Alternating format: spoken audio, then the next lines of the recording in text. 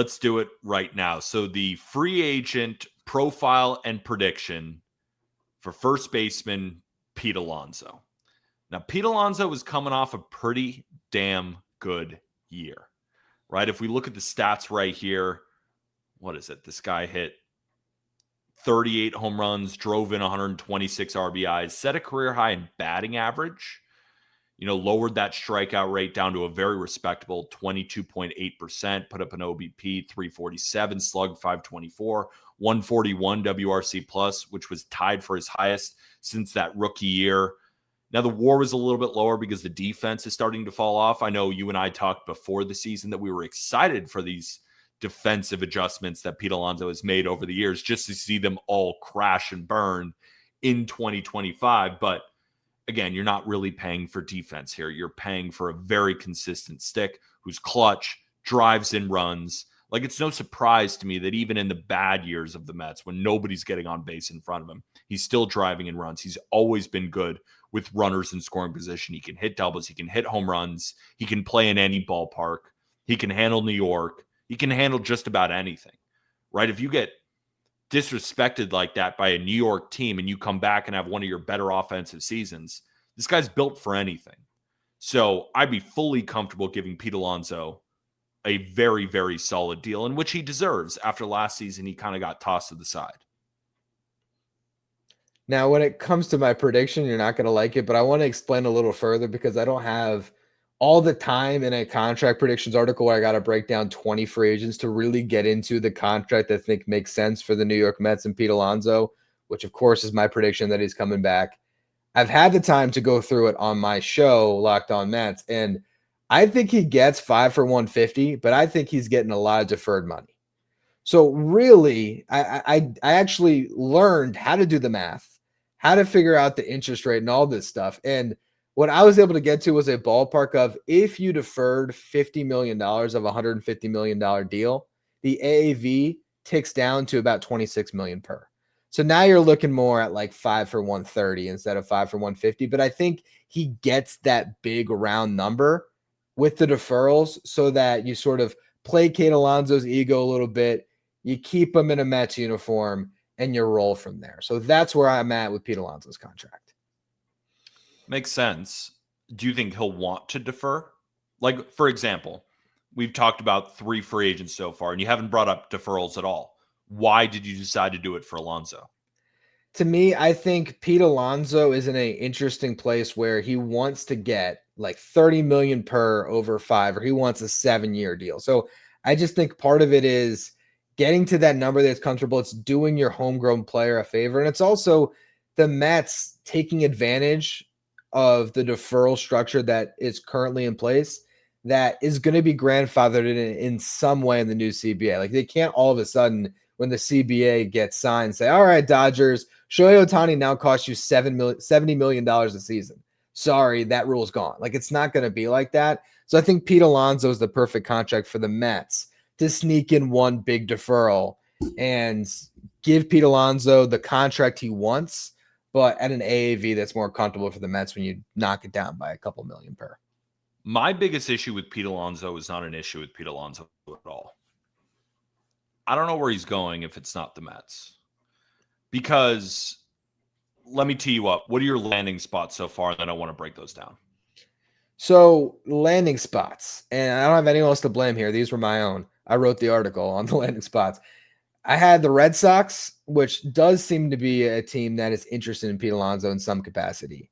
They have said then it. Whether it happens or not, I still don't believe it's gonna. Yeah. Then you have the Phillies. If they don't sign Schwarber, could they sign Pete Alonso? Bryce Harper said he's open to going back to the outfield. I don't think they would necessarily do that, but DH would be open. So you could kind of split those guys between first and DH if you wanted to. Then I have a couple teams that could give Pete Alonso like 7 years and get him on the biggest contract, and that's the Angels or the Nationals. Where I don't think the Nationals are ready to spend. I'm really interested to hear about that one.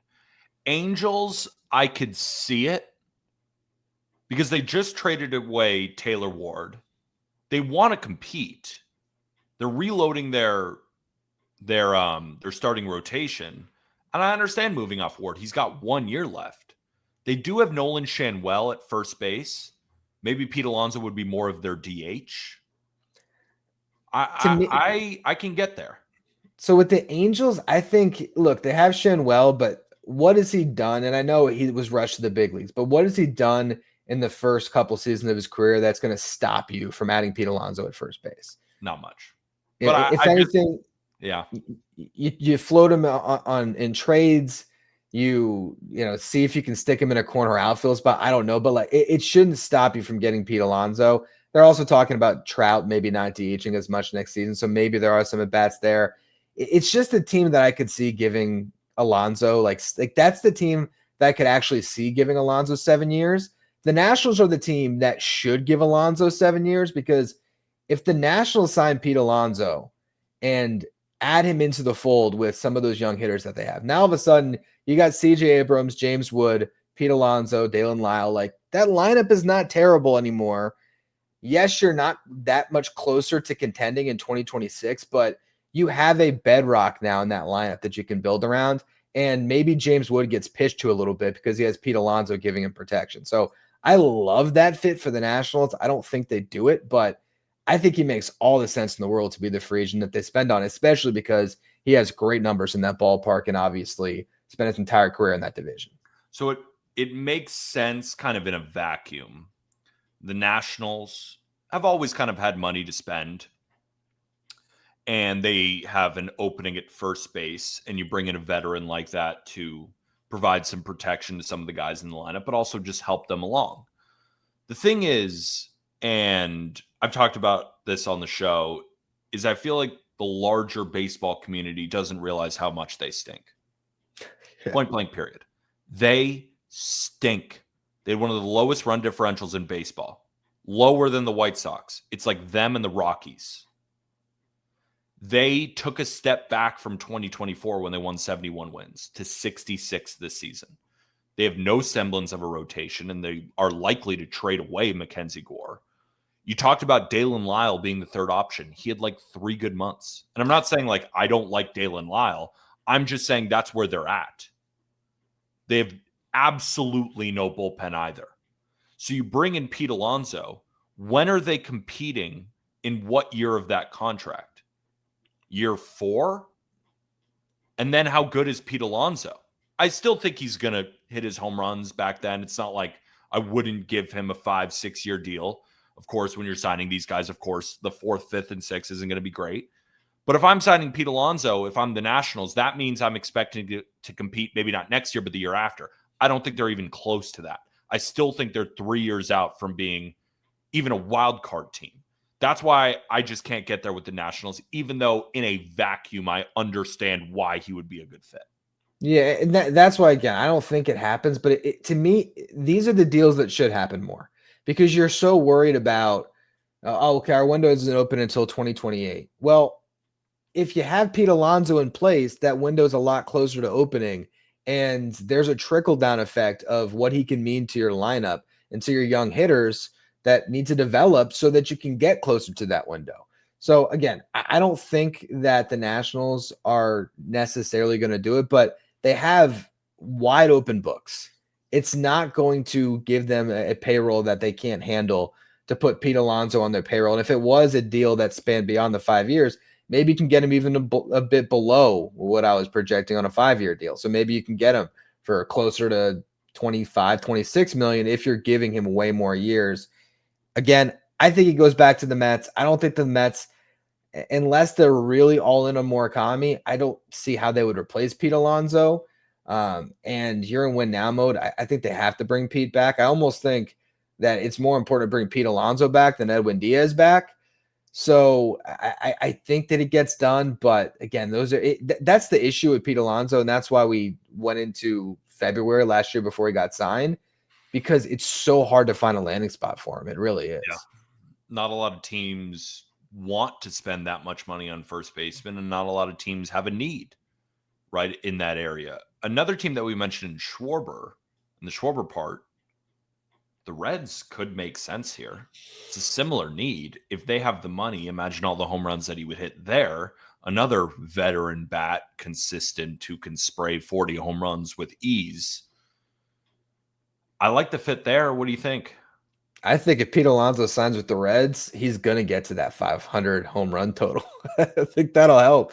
Man, I can't imagine how many home runs Pete Alonso would hit in that ballpark. I'm almost curious to go to Savant and see what it says for this past season. But regardless, I like it. If the Reds really want to get in on a big bat, there's a couple that they can grab in this market.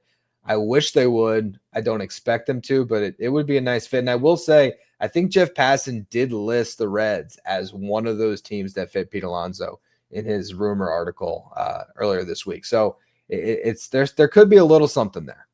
Where are you at officially on him? On Pete Alonso? Yeah.